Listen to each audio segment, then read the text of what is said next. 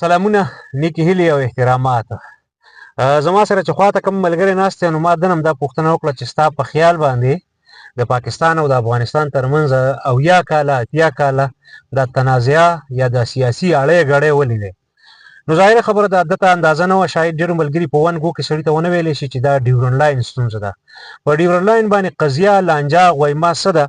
پاکستان څه وایي، افغانستان څه وایي، پاکستان په حقه دی که افغانستان په حقه دی؟ دغې ته به وروسته راشم. خو جنرال ریټایر فیض علي چشتي چې کوم دی، دا په تېر کال وفات شو د 90 کالو په عمر کې. دی وایي چې یو ځل داسې موقع راغلې وه د ضیاءالحق په وخت کې چې سردار داود دې خبرې ته تیار و چې زه پاسمه او په یو عشایه کې، عشایه مطلب په یو ماښامې په روټۍ کې، چې بس زه پاسم اعلان کوم چې نن نه بعد مونږه ډیورنډ ومنه، ډیورنډ کرښه مونږه مستقل بارډر بین الاقوامي بارډر تسلیم کو او دا تنازعه مونږه ختمو. جنرال ریټایر فیض علي چشتي کور کمانډر هم و او د ضیاءالحق په وخت کې، بلکې دا ضیاءالحق په راوستو کې د ده ډېر زیات لوی کردار و. د بټو په لرې کولو کې، د بټو خلاف چې کوم اپریشن شو یا د بټو اګینسټ چې کومه مارشل لا راغلې وه، بیا بټو صبایي کې پانسي شو. په 1976 کې هم سردار داود د پاکستان دوره کړې وه بټو په زمانه کې. او جنرال ریټایر فیض علي چشتي دا هم ویلي چې په دغه دوره کې کله چې بټو صاحب ژوندی و، د بټو صاحب په حکومت کې، نو سردار داود او زه او یو کس بل مونږ څلور کسه د جاز پایلټ د هلیکاپټر په کیبین کې ناست وو. او په هغه وخت کې سردار داود بټو ته درخواست وکړو چې په افغانستان کې د شورش ډېر سیوا دی، د بغاوتونه او سیاسي اړې غړې دی، ته ما سره مرسته وکړه. خو هغه بیا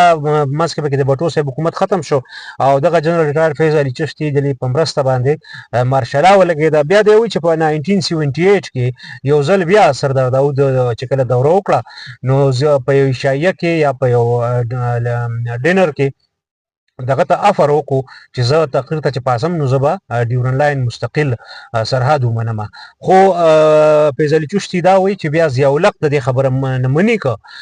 چې لکه اوس فی الحال دا اعلان مه کوه، هغه په اصرار وکړو چې مه کوه دا اعلان. نو وایي چې ما ورته ووایي چې دا ډېر ښه ګولډن چانس دی او په کار ده چې دی دا اعلان وکړي. خو د ضیاءالحق دا خیال و چې د دې په ځای چې دی دلته اعلان وکړي، زه کابل ته دوره کوم افغانستان ته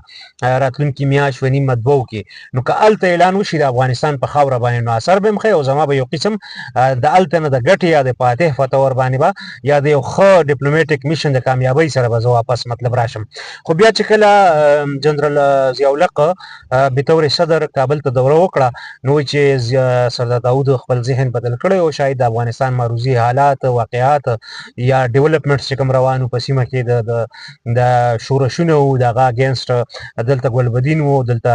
حکمتیار وو، دلته رباني وو یا ورسره نورې ډلې ټپلې سیاف دلې، نو دغه کسان دلته وو. ظاهره ده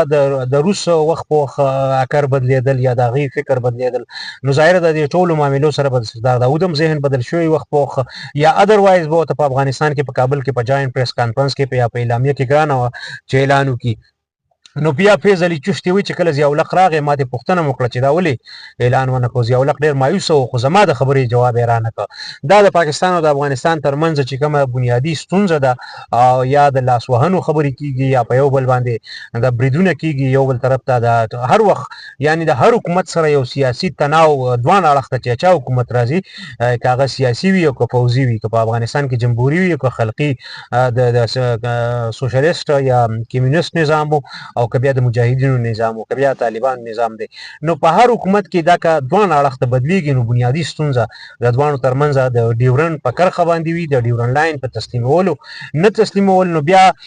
دا ډیورنډ لاین د 1893 نه د امیر عبدالرحمن خان او د یو سفارتکار ډیورنډ ترمنځ چې کومه معاهده شوې ده، په دې باندې بیا ډېرې خبرې کېدې چې څوک په حقه دي څوک په ناحقه دي، نو هغه تاسو تاریخ کې لوستی شئ. البته بله موقع کې به په دې باندې خبره وکړو چې هغه کم حالات و چې امیر عبدالرحمن خان مجبوره شو چې دغه کرښه بیا د ګندمک معاهده، بیا د پنډۍ معاهده په 1919 کې امان الله خان، او په پنډۍ معاهده کې بیا دا هم ده چې امان الله خان د انګریز سره دغه زړې معاهدې بهرحال تسلیم کړې وې او په دې باندې ځینې افغانان ملګري توند ریاکشن ښیي. هغې وویل چې نه، خو حقیقت